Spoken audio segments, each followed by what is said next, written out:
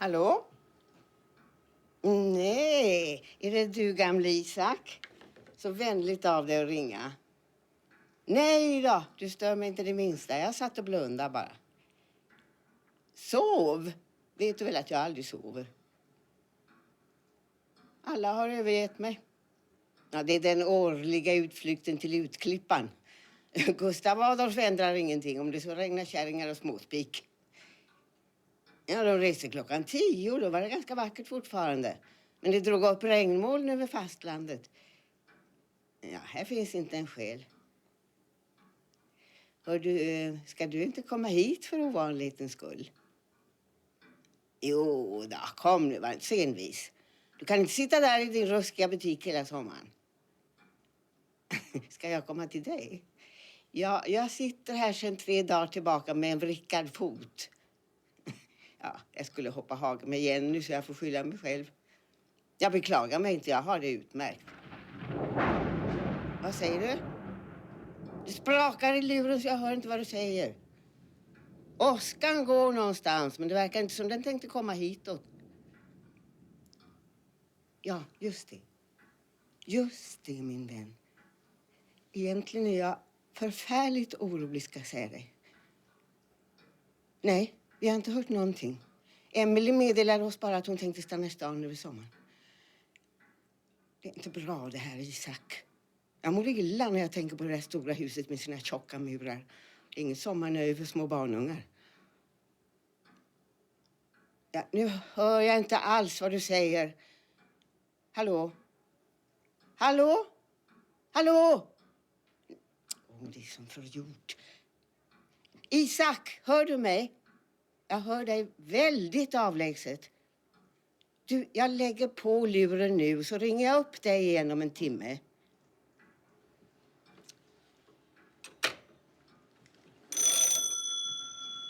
Åh.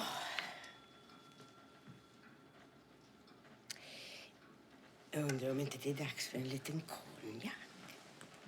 Ja, det tror jag bestämt. God dag, fru Ekdahl. Nej men Maj, vad trevligt. Kom in, kära barn.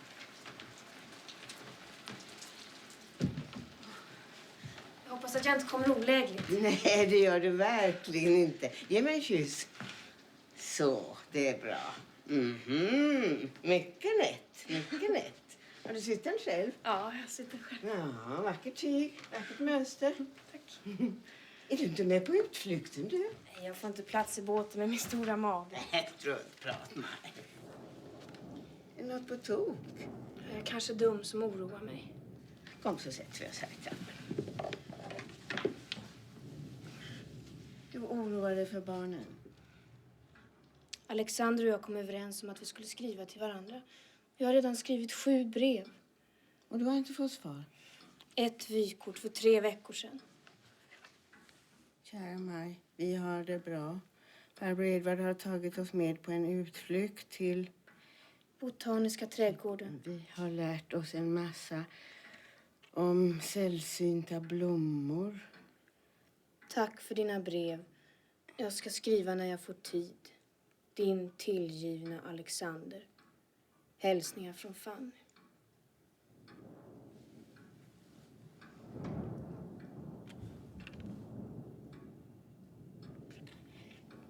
Jag tror att vi misskänner Emily. Hon är kapabel att ta vara på sina barn och sig själv. Vi oroar oss i onödan, ska du se. Jag kom till familjen innan Fanny var född.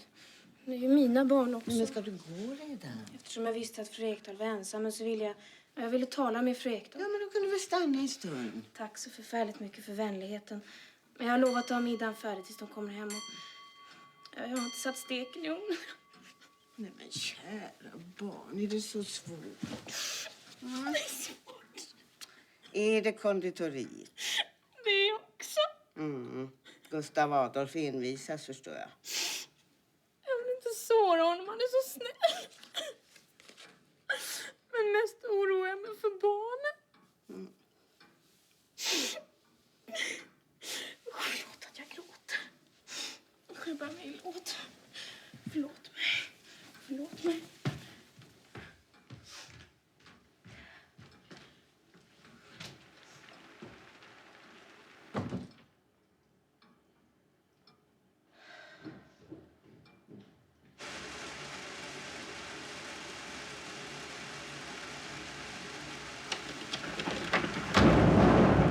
kvällsmat.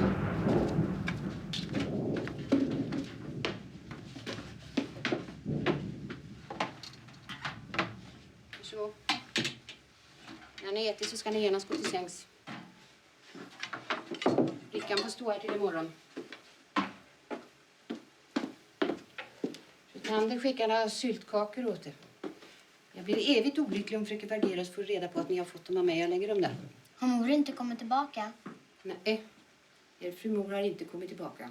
Hon sa ju att hon skulle komma ikväll. Ja. Jag vet inte. Vad ska jag säga? Varför suckar Justina så där hela tiden? Jag har inte varit så länge i det här huset, gudskelov. Men fru Tander som var kokerska redan här på salig biskopinnans tid. Hon kan berätta både det ena och det andra. Hon. Vill Justina en kaka? Ja, tack. Vad säger fru Tander? Fru Tander säger att det var likadant på salig biskopinnans tid. Fast värre.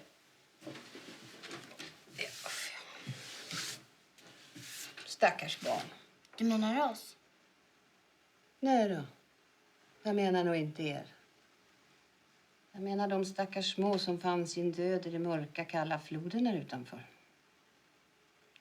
Salig frun försökte rädda dem, men drogs ner av strömvirvlarna. Sen så hittade man dem nere vid domkyrkobron. Och där hade de klamrat sig fast vid varandra så de var som en enda stor kropp. Så fick man såga av armarna för att kunna lägga dem i varsin kista. Och sen dess har det aldrig varit riktigt lugnt i det här huset, säger fru Tander. Det finns inga spöken. Ja, men bevare mig väl för att vilja skrämma någon. Men man mår ju inte riktigt bra i det här huset, inte va? Titta på min hand. Skinnet är alldeles bortslitet, bortfrätt. Röda köttet, va? Skulle servera morgonkaffe till hans högbördighet. När jag tog i dörrvredet så fastnade skinnet och slets av. Och då var det någon som skrattade till bakom mig. Och jag hörde det alldeles tydligt så jag vände mig om. Men det fanns ingen där. Och det är ju ganska synd om den som måste. Fast jag ska nog inte prata så mycket. Jag ska nog hålla tyst, ja. Nu stänger jag dörren.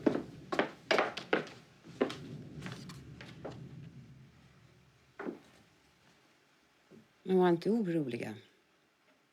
Imorgon är säkert er fru mor tillbaka och då kommer hans högvördighet högst personligen och befriar er ur fångenskapen. Jag har sett dem, ja. Vilka har du sett? Frun och barnen förstås. Är det sant? Talar Alexander riktig sanning nu? På hedersord som svensk medborgare. Vad såg du dem? Jag hade just varit till biblioteket hos den där mannen som är gift med min mor. Han hade skällt ut mig. Ja, jag kommer inte ihåg vad det var. Jag gick genom matsalen. Det var konstigt ljust i rummet. Då såg jag först den ena lilla flickan i dörröppningen. Hon bara sprang förbi. Liksom på tå, och det hördes inte. Sen kom den andra, den äldre. Med det mörka håret. Hon som har så stora ögon. Hon stannade och såg på mig och gjorde liksom ett tecken. Att jag skulle vända mig om. Och där, starkt belyst av solljuset, stod frun själv i sin svarta klänning. Hon sa åt mig med svag, nästan ohörbar röst att jag inte skulle vara rädd och att hon hade något att berätta. Vad sa hon? Jag vill inte skrämma någon, men så här sa hon ordagrant.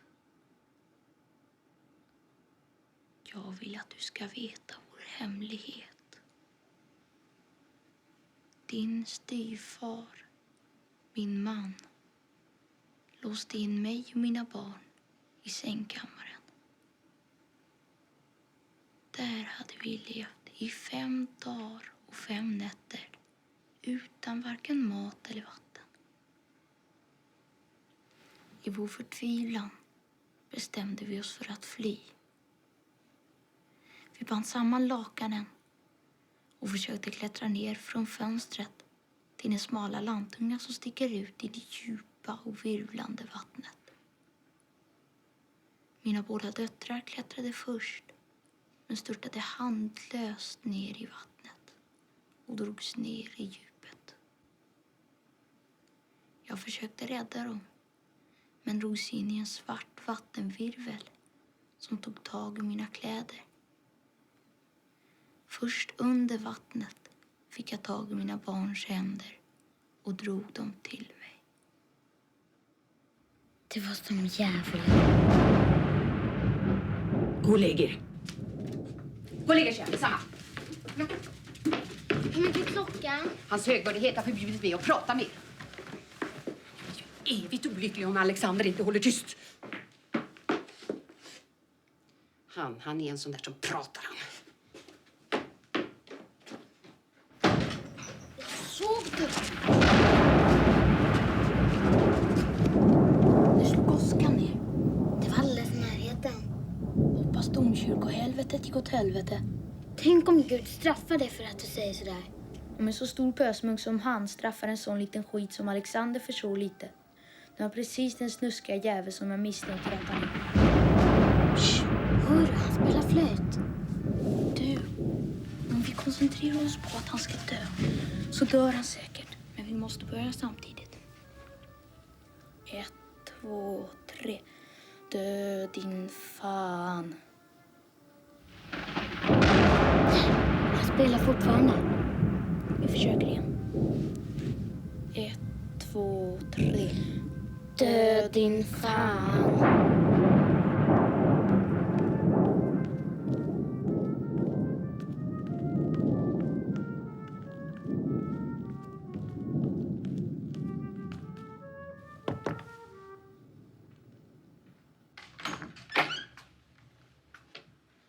Jag skulle hälsa från fru Tander och fråga om ers högvärdighet till kvälls var den ensam efter aftonsången eller om det kommer någon gäst. Säg fru Tander att jag vill inte ha någon aftonvard. Det räcker om du sätter in ett glas mjölk och en hård smörgås i sängkammaren. Tack ers högvärdighet, det ska jag framföra. Var det något annat du ville? Ja, jag vet inte. Nå? Jag vet inte hur jag ska framföra det. Det är så obehagligt. Och det kan verka som jag sprang... Nå?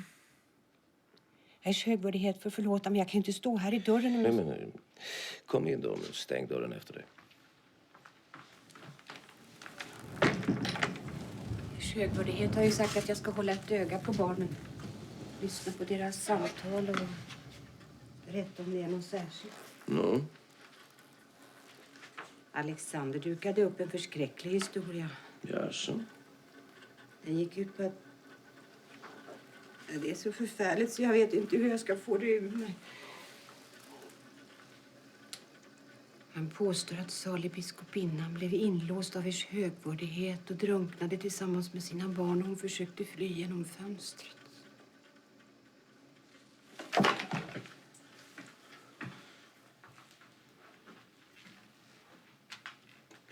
Nå?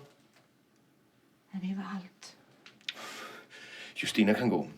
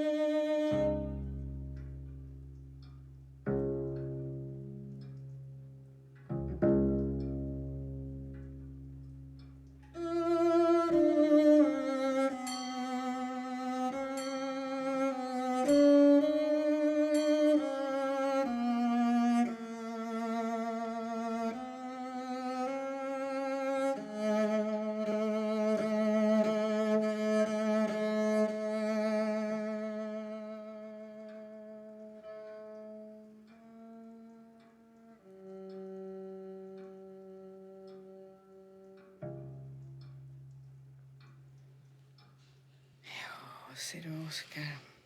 Precis så är det. Man är gammal och man är barn på samma gång.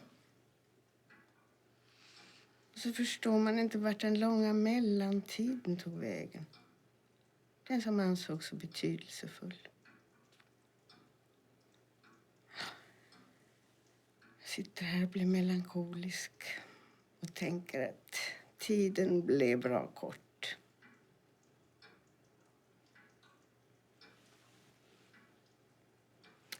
Din far brukade säga att jag var sentimental.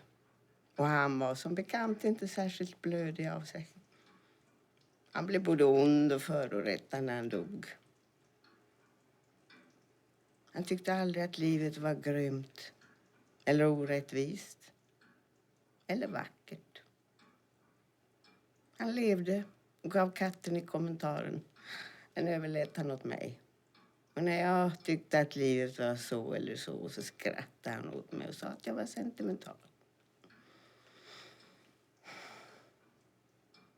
Jag var ju konstnär bevars. Och som konstnär fick jag lov att vara känslosam.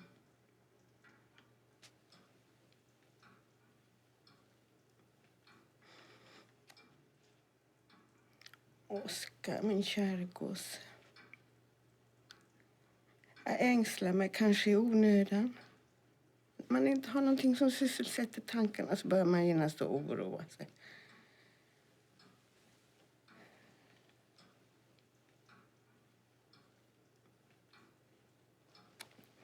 Får jag ta din hand?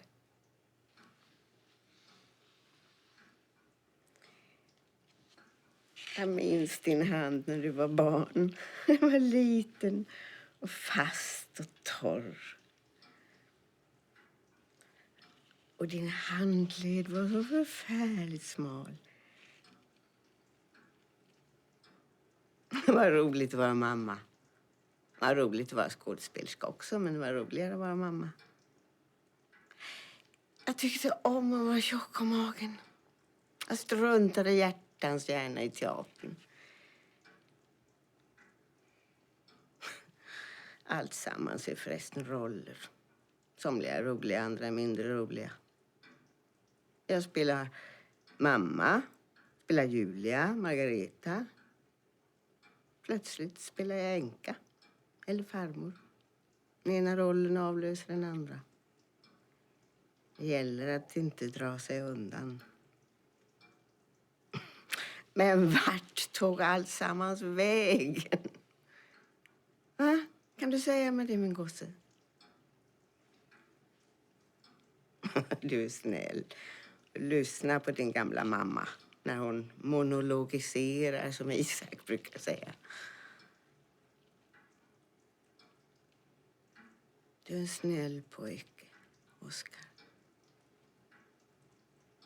Jag sörjde förfärligt när du gick bort. Det var en underlig roll. Känslorna kom från kroppen. Jag kunde visserligen behärska dem. Men de slog sönder verkligheten. Om du förstår vad jag menar. Sen dess har verkligheten förblivit trasig. Underligt nog känns det riktigare på det sättet. Så jag gör mig ingen möda med att få den hel igen. Jag bryr mig faktiskt inte om att ingenting stämmer.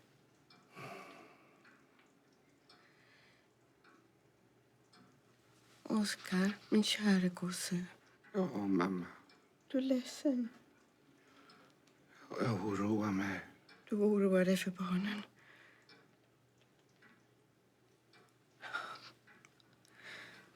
Ja.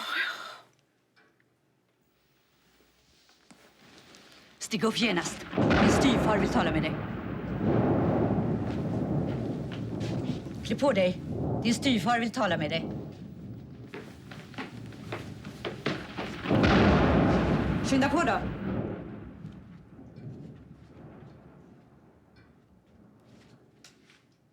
Vem är där? Det är bara jag. Emelie. gullig.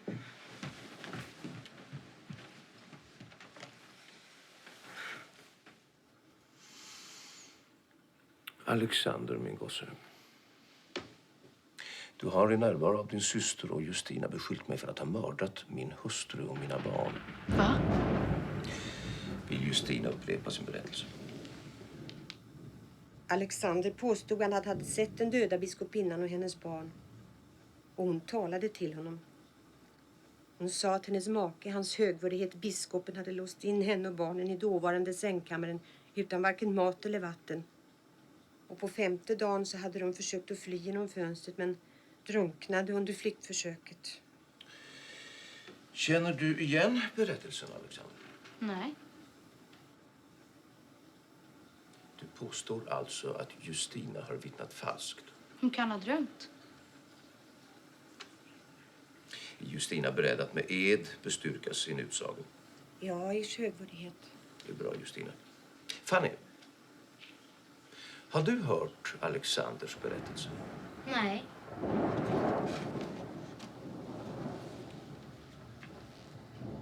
Så du vidhåller alltså att Justina har antingen ljugit eller drömt?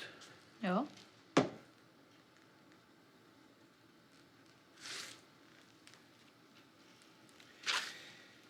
Vill du komma fram hit till bordet, Alexander? Är du beredd att gå ed på din utsago? Självklart. Det är en dödssynd att svära falskt, Alexander. Det kallas för mened och bestraffas hårt. Jaså? Lägg din vänstra hand på Bibeln och säg efter mig. Jag, Alexander Ekdal, Jag, Alexander Ekdal, svär vid den heliga skrift och den levande guden svär vid den heliga skrift och vid den levande guden att allt jag sagt, säger och kommer att säga att allt jag sagt, säger och kommer att säga är den rena sanningen. är den rena sanningen.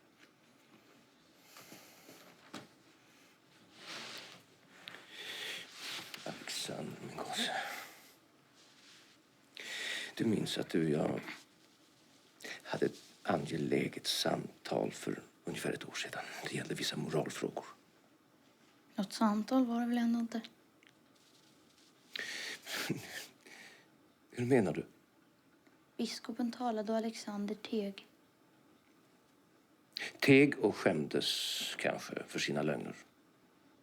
Jag har blivit klokare sedan dess. Du menar att du ljuger bättre? Ungefär så, ja.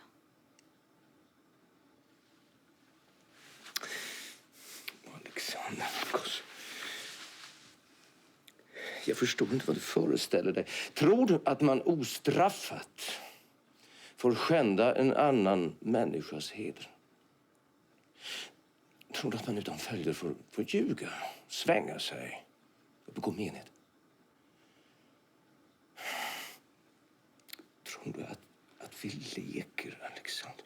Du kan väl tro att det är en teaterpjäs där var och en säger sina repliker ungefär som det faller sig. Jag tror att biskopen hatar Alexander. Det är vad jag tror. Så det är vad du tror. Då ska jag berätta någonting för dig. Någonting som kanske kommer att förvåna dig. Jag hatar dig inte. Jag älskar dig. Men kärleken, det vill säga den kärlek jag hyser för dig och din mor och din syster, är inte blind och inte mjäkig. Den är stark och kärv, Alexander. Hör du vad jag säger, Alexander? Nej.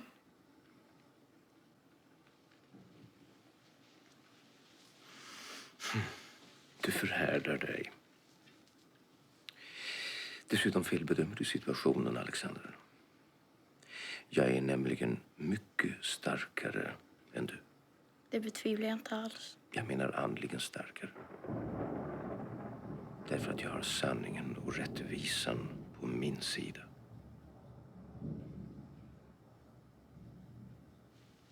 Alexander. Du förstår att jag vet att du kommer att bekänna om en stund. Och du kommer att uppleva din bekännelse och ditt straff som en lättnad. Du är ju en klok liten man, Alexander. Och du inser egentligen att spelet är förlorat. Men du är stolt. Envis. Så skäms du naturligtvis. Jag har glömt vad det är jag ska bekänna. Ja, så är det så. Vad vill biskopen att Alexander ska Du bekänna? vet att jag har medel till mitt förfogande. Det visste jag inte, men nu vet jag det.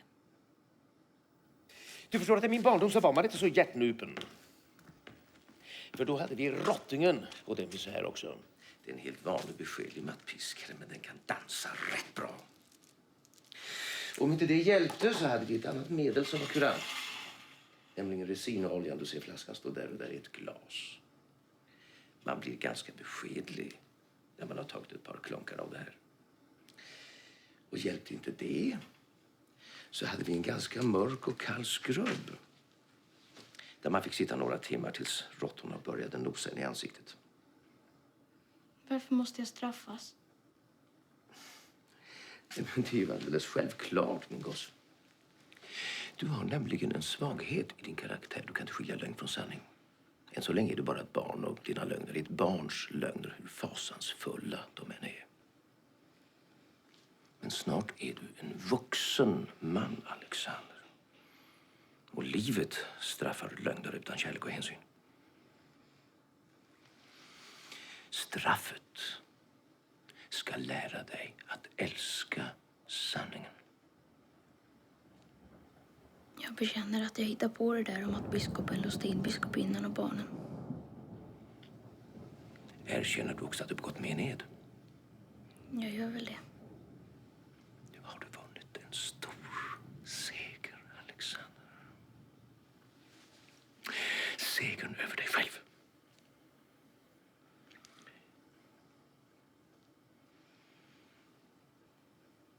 Men vilket straff väljer du? Rottingen, resinoljan eller mörka skrubben?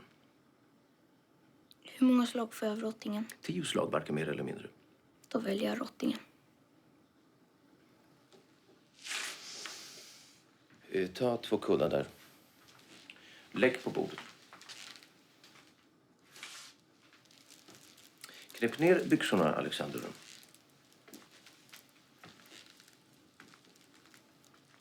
Böj dig fram, stupa.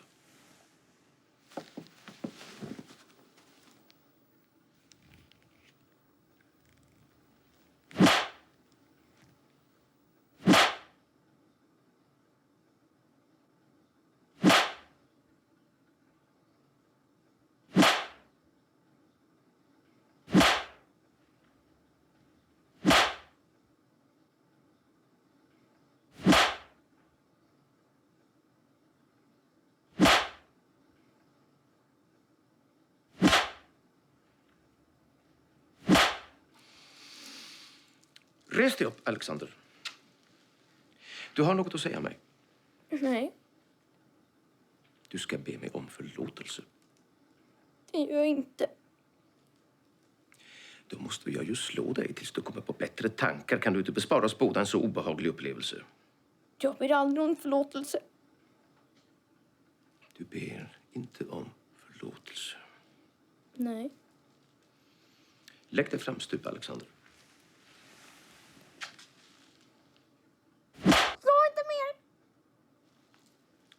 Nå, ber du mig om förlåtelse nu? Ja. Knäpp dina byxor och snyt dig. Justina, hjälp honom med näsduk. Nå, vad har du nu att säga? Alexander ber biskopen om förlåtelse. Tala högre, Alexander. Jag vill att alla ska höra din ånger. Alexander ber biskopen om förlåtelse För lögnerna och meneden. för lögnen och meneden. Du förstår väl att jag har straffat dig av kärlek? Ja! Kyss min hand, Alexander. Får jag gå och lägga mig nu?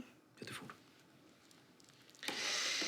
Men du förstår, för att du ska få tillfälle att i lugn och ro tänka över dagens händelser, så ska du sova på vinden. Justina kommer att ordna med en madrass och en filt. Och klockan 6 imorgon bitti kommer Henrietta och låser upp dörren. Och så är du fri. Är det bra så, Alexander? Jag är högvärdighet!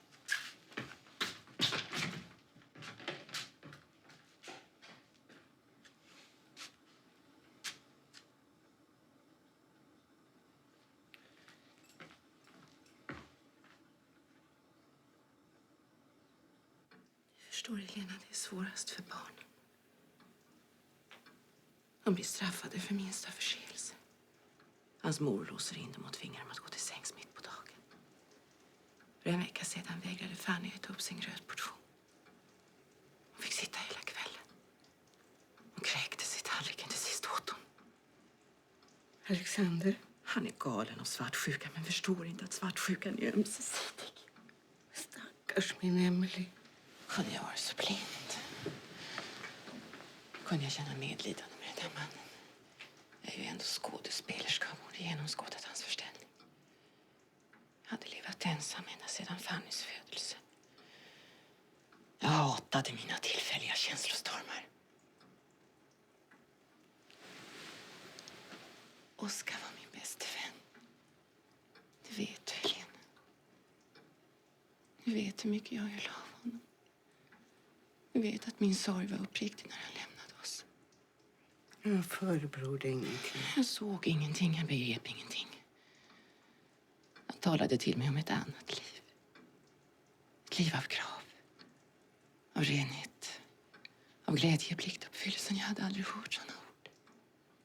Det var som ett ljus omkring honom när han talade till mig. Samtidigt såg jag att han var ensam. Att han var olycklig. Jagad av skräck och onda drömmar.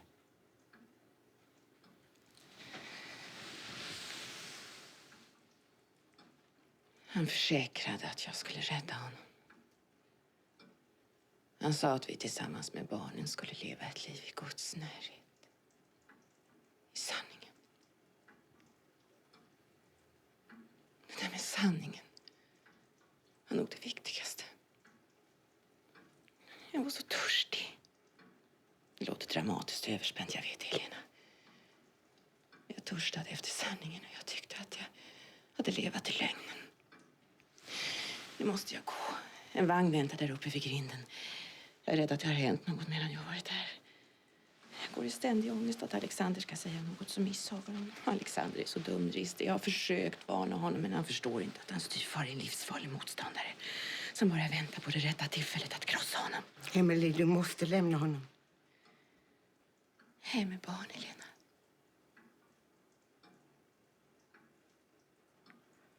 Lika fullt måste du. Förlåt att jag avbryter dig. Jag har bett honom om skilsmässa. Han vägrar. Jag säger att jag lämnar honom i alla fall. Då tar han fram lagboken och förklarar ingående vad som sker.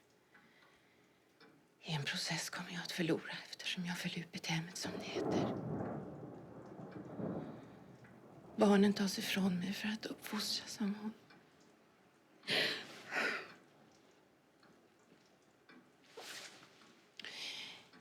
Jag har i hemlighet skrivit till en advokat som är min vän. Han har bekräftat Edvards påstående. Jag är instängd. Jag kan inte längre andas. Jag håller på att dö, Helena. Och jag hatar den mannen så gränslöst att jag skulle kunna...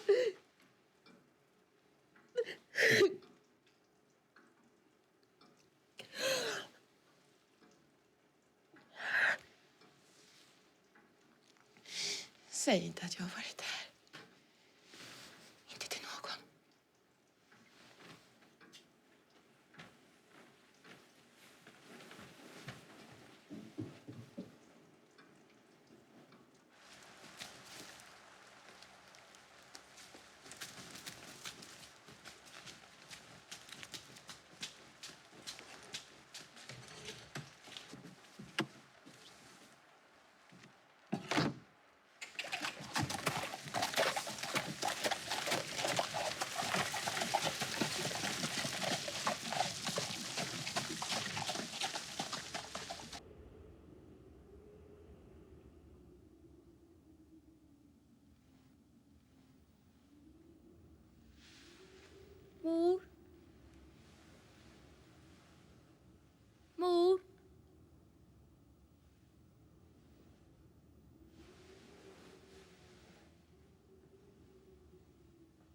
Far.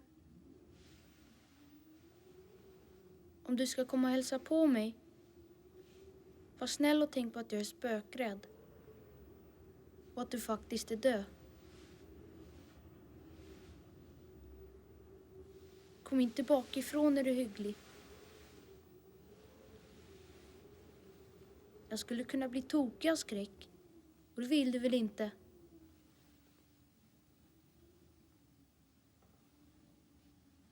Jag förstår inte varför jag alltid är tvungen att se döda människor när jag inte alls mår bra av det.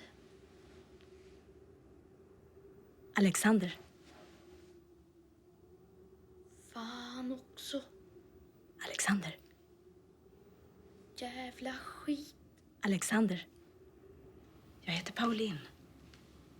Min syster Esmeralda är där borta vid krucifixet. Hon är ond på dig, Alexander. Varför det? Hon vill att vi ska straffa dig.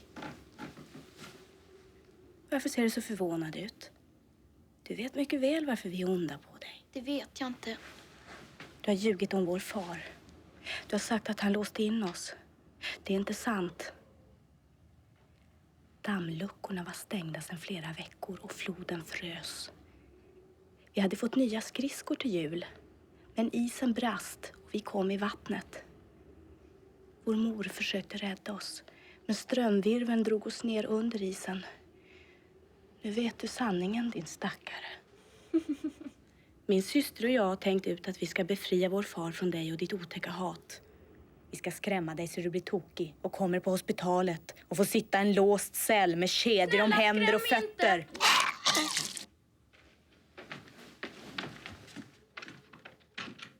Ge mig nyckeln! Edvard har förbjudit. Nu ger du mig nyckeln! Nej, Edvard har förbjudit! Nej! Det gör mig illa!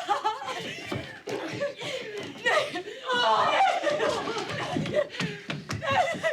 Emelie, du får inte!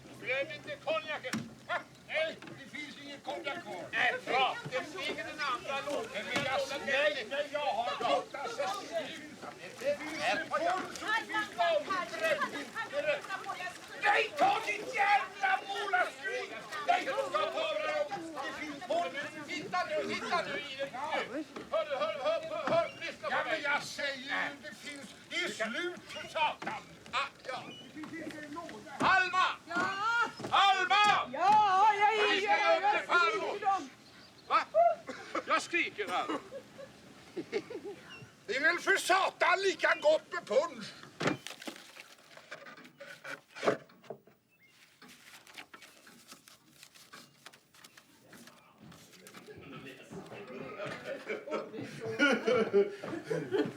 Nej, det var inte barnmorskorna. Hallå! Och det är nog i matsalen. Ja. God kväll, lilla mamma. Vi ville bara komma och höra hur det står till. Tack utmärkt, kära barn. Hoppas att tant inte har känt sig för ensam. Ensam? Jag älskar att vara ensam, det vet du väl? Fröken Vega har blivit biten av en geting. Geting sticks, min älskling. Den har en gadd, precis som din lilla gubbe.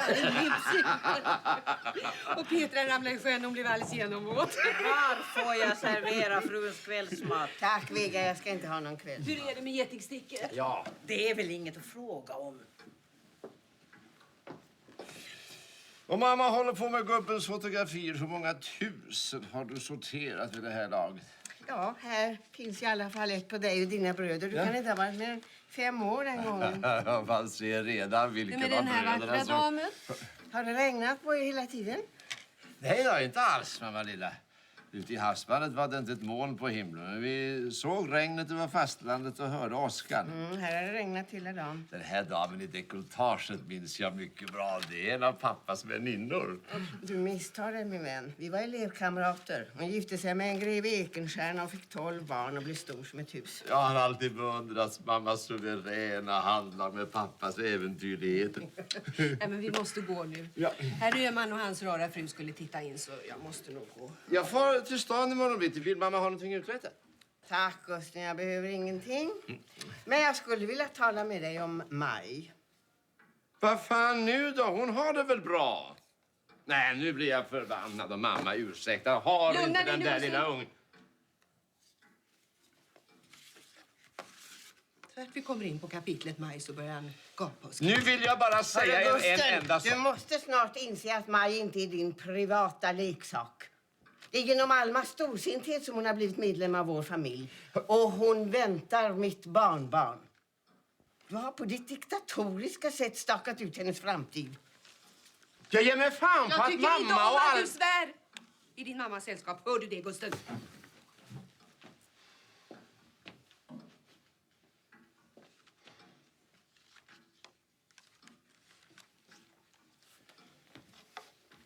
Jag tycker om jäntan. Jag vill henne väl. Jag vill säkra hennes framtid. Jag vill inte hon ska vara beroende av släktens välvilja om jag skulle tuppa av. Hon har sagt ja till mina förslag. Hon behöver jävlar i mig, inga beskyddare. I varje fall inte mot mig. Sluta upp och tissla och tassla. Kom inte och påstå att jag är diktatorisk. Maja har fått bestämma allting själv. Jag tycker ju om henne. Jag är snäll mot henne. Alma är snäll mot henne. Nu är jag jävligt sårad, ska vi få tala om. Jävligt sårad.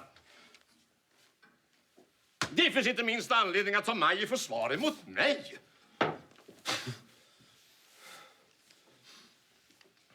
Jag håller av henne. Alma håller av henne. Hon är ju älskad på samma sätt som Jenny, Petra och Putte. Ja, inte precis på samma sätt, men nästan. Hon är snäll mot mig. Hon tycker inte jag är fet och gammal och äcklig. Ja, det är det ingen som tycker förresten. Gustav Adolf Ekdal är förtjust i damer. Vad ska man göra åt det? Det blir ingenting att fnissa åt. Maj ska gå sin egen väg genom livet och jag ska ge henne en fast grund att stå på. Nu kan det vara nog snackat om den här saken. Operasångaren sa någonting om att han skulle titta över med frun och barn. Kom nu. Adjö, mamma. Ge mig en kyss. Jag vill absolut inte att mamma och Alma ska sitta och kuckla om Majs framtid. Nej, men det den gör väl sköter inte. jag. Ja, det vill säga hon själv, menar jag. Godnatt, mamma. Kom nu, Alma. Jag kommer tillbaka om några timmar. Du gör så fan heller. Kom nu! Lugna dig, Gusten. Ja. Du är röd i ansiktet. Du kan ju få slaget. Jag är fullkomligt lugn. Det är du som skriker och bråkar. Och jag vill ha slut på det här kucklandet mellan dig och mamma.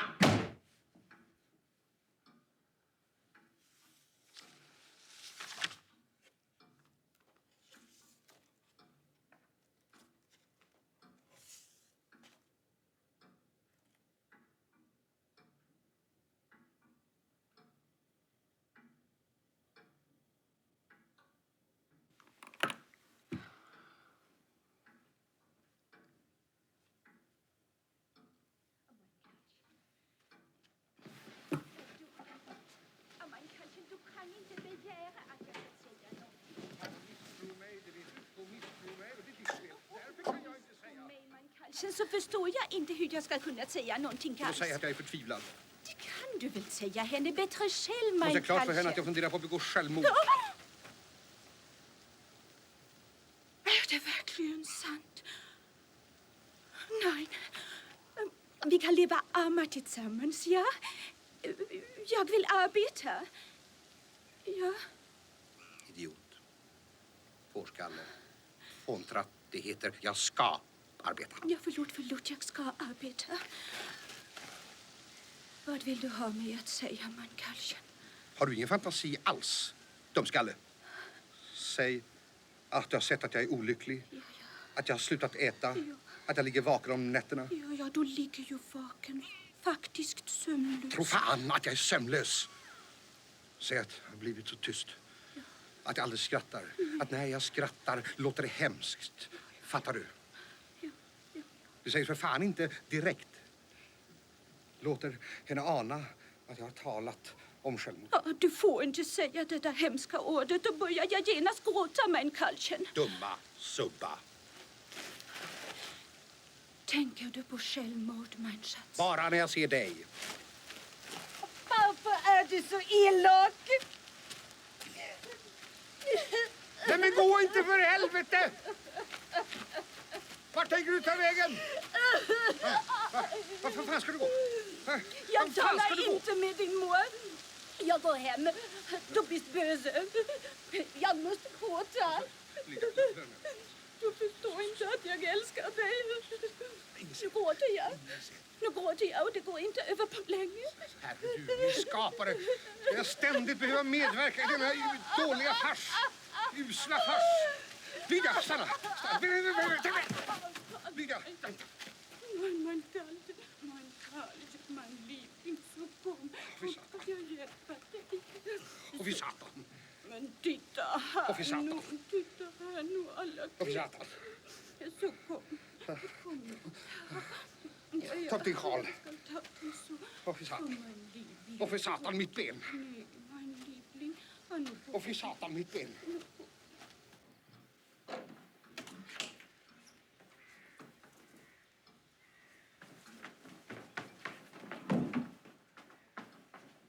Farmor.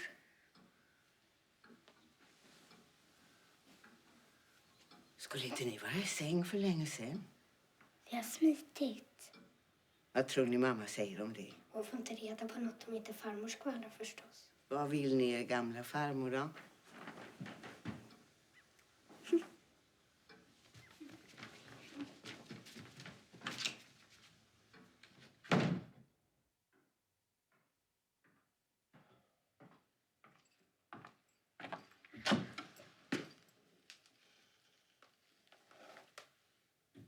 Välkommen hem, Emily.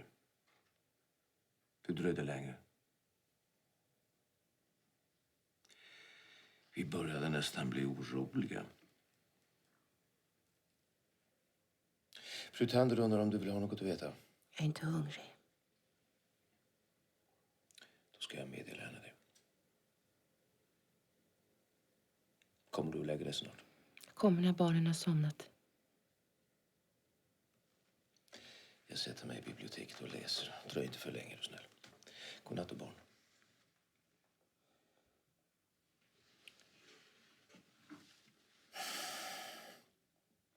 Vi hade egentligen beslutat att Alexander skulle sova på vinden en natt, men jag förstår att beslutet har ändrats. Ja, det har ändrats. Ja, för all del. Det är kanske bäst så. God natt, Fanny. Godnatt för Bredvard. God natt, Alexander. Sover han? Nej, jag sover inte. Då kan du också svara mig när jag önskar dig godnatt. Det kan jag inte. Kan inte? Vad är det för nonsens, Alexander? Alexander önskar inte biskopen en god natt.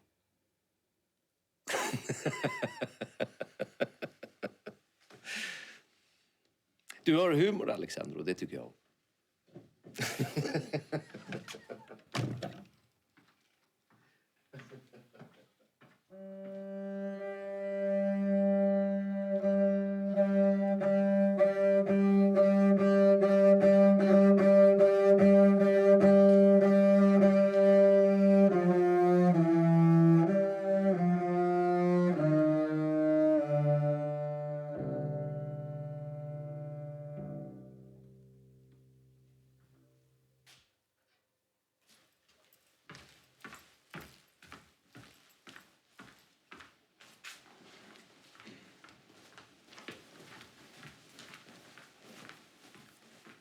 Nå, träffade du din svärmor och dina släktingar? Var besöket lyckat? Regnade det? För här hade det regnat och åskat hela dagen.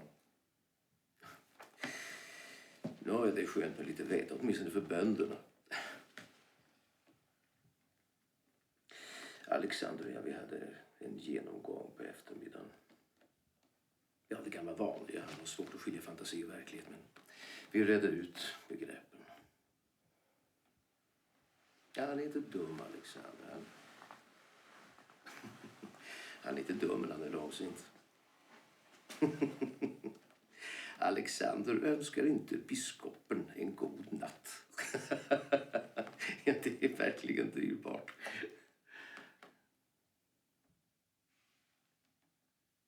Du säger ingenting, Emily. Är du ond för någonting? Du låser in barnen. En säkerhetsåtgärd, Emily. Jag ville ha en garanti för att du skulle komma tillbaka. Du misshandlade Alexander. Men du uttrycker dig så dramatiskt, min kära Emily. Jag bestraffade honom. Och det är min skyldighet som hans uppfostrare. Och dessutom var straffet milt i relation till brottet. Han blöder och huden har slitits bort. Jag gav honom några rapp. Det svider i skinkorna några dagar, men det svider hälsosamt. Den unge mannen kommer att tänka sig för några varv innan han gör sig skyldig till nya lögner. Eller fantasier, om du hellre vill kalla det så. Och förödmjukelsen? En kärleksfull bestraffning kan aldrig vara förödmjukande i djupare bemärkelse. Kärlek och hänsyn har ingenting gemensamt.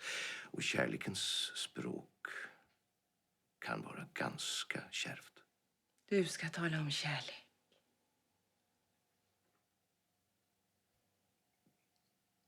Du tillåter dig att vara hånfull, Emily.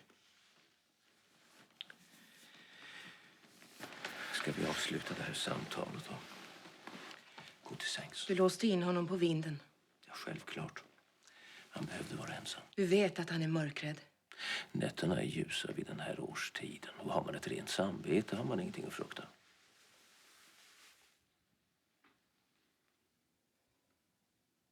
Jag skulle kunna döda dig. Emily. Du skadar barnet med sådana tankar. Vårt barn ska aldrig födas. Var försiktig med vad du säger, Emily. Du skrämmer mig inte.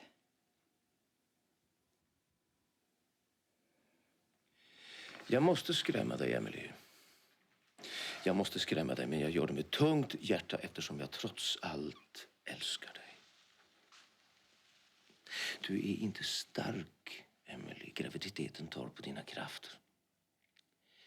Från och med nu ska du vistas i ett rum som vi ställer i ordning åt dig på bekvämaste sätt.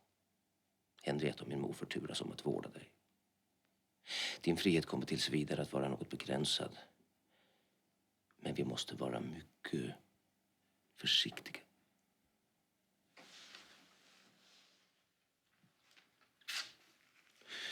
Du måste också veta att minsta försök från din sida att revoltera eller sätta dig i förbindelse med yttervärlden kommer att återverka på dina barns välbefinnande. Genom din ansvarslöshet har du låtit mig ta ansvaret. Inte bara för dina barn utan också för dig. Och det är tungt. Jag känner en fruktansvärd ensamhet. Jag är en vanlig människa med stora fel. Men jag förvaltar ett mäktigt ämbete. Ämbetet är alltid större än dess utövare. Och människan som lever i ämbetet är ämbetets slav. Han har inte rätt till egna tycken.